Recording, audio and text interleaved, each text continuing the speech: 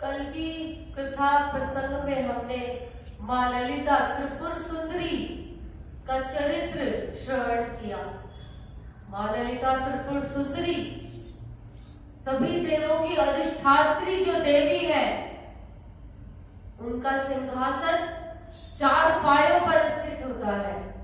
उनके पहले पाए पर भगवान विष्णु का वास है, दूसरे पाए पर भगवान ब्रह्मदेव का वास है, तीसरे पाए पर स्वयं ईश्वर वहां पर बैठे हैं और चौथे पाए पर स्वयं शंकर वहां बैठे हैं।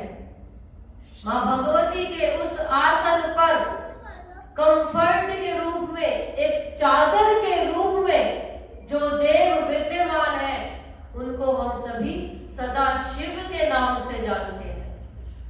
सदा शिव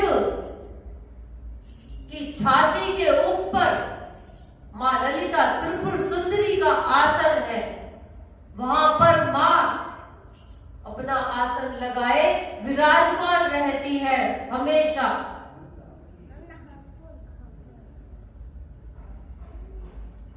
ये देह जगत की बात नहीं है, ये भाव की उस सूक्ष्म शरीर की वार्ता है, उसका वर्णन है जिसको हम भाव में प्रतिष्ठित होकर ही समझ सकते हैं कि जब एक साधक अपनी साधना में होता है तो उसकी कुंडलिनी शक्ति जब जागृत होती है तो वह विष्णु यानी चेतना जब जागृत होगी साधक की, तब वो ज्ञान की तरफ जाएगा, उसका विवेक जागृत होगा और फिर वो चेतना जब उठेगी कुंडलिनी शक्ति, तो हमारे भीतर जो त्रुटियां हैं, जो कमियां हैं, जो हमारे बुरे विचार है, मधु और कैटम नामक जो ये हमारे भीतर राक्षस है, उनका संहार करते हुए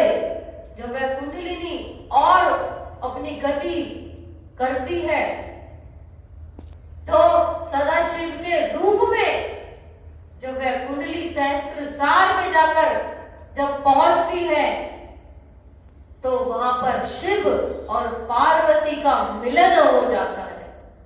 तंत्र कहता है कि हमारा सिर, हमारा मस्तक ही कैलाश पर्वत है जहां पर भगवान शिव वास करते हैं और कुंडलिनी शक्ति जो परस्वरूपा है, मां भगवती जगदम्बिके कुंडलिनी के रूप में हर जीव के मूलाधार चक्र में स्थित है और गुरु के जब हम वचनों के अनुसार उस पर चलते हैं, अमल करते हैं, तो साधक की कुंडलिनी शक्ति जागृत होती है।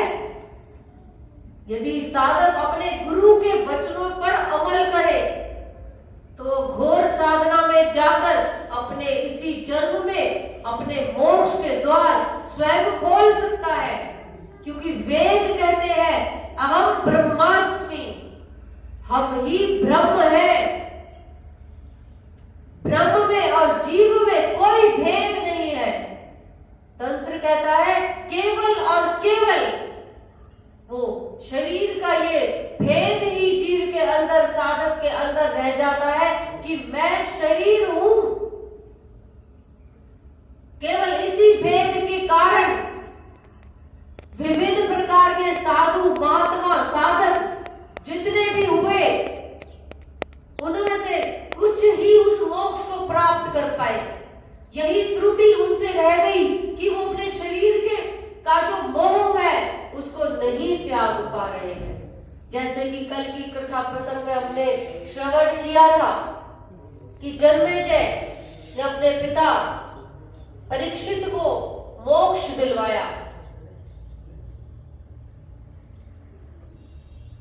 उनके शरीर का मोह नहीं हटा। भागवत की कथा को श्रवण करने के उपरांत वो अपने आप को शरीर समझकर बैठे हैं। जैसे हम सोचते हैं कि मैं मंजू हूं, मैं केशव हूं या मैं पूर्वी हूं, जो भी हमारा नाम है, हम अपने आप को शरीर जब तक मानेंगे तब तक हम दुखी होंगे।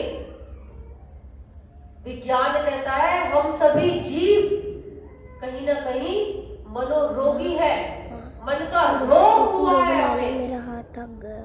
यदि हम अपने मन को स्वस्थ कर पाए अपनी साधना से, तो ही हम मोक्ष के द्वार को खोल पाएंगे, माँ भगवती पराम्बा का दर्शन कर पाएंगे। माँ ललिता त्रिपुर सुंदरी दया करती है अपने साधक पर जब वह घोर साधना में होता है। माँ ललिता त्रिपुर सुंदरी भी अपना आसन चारों देवों के ऊपर अपना आसन लगाती है और सदाशिव की छाती पर पैर रखकर मां विराजित होती हैं। मेरी इस बात को आप अन्यथा में मत लेना।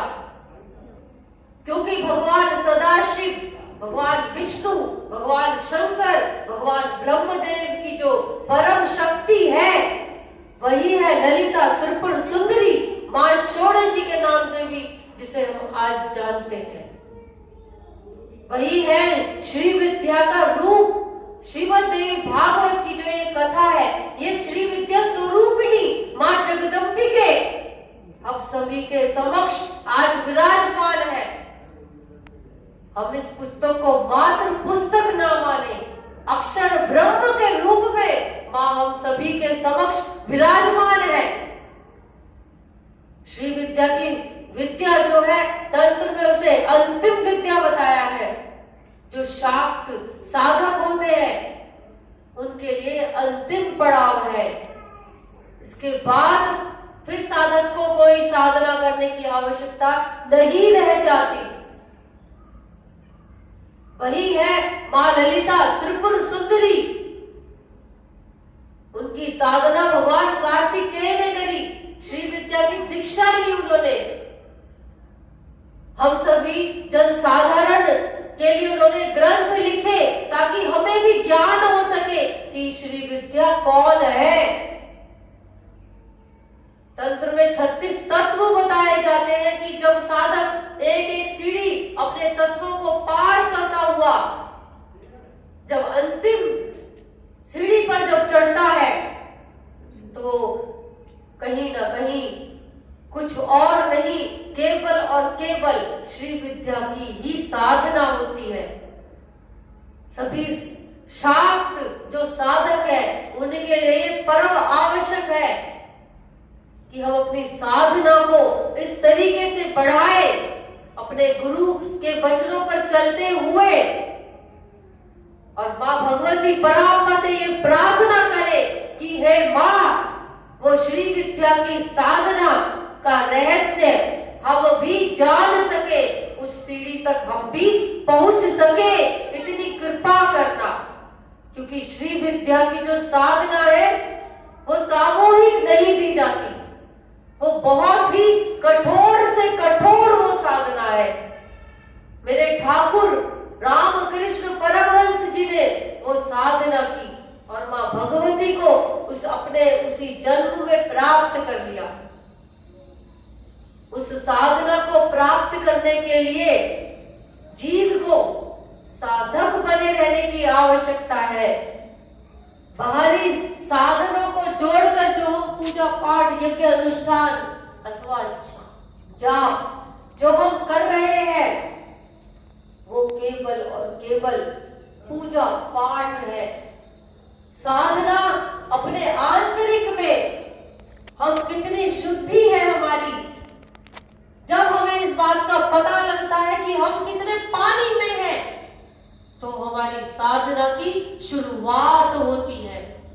अन्यथा जो हम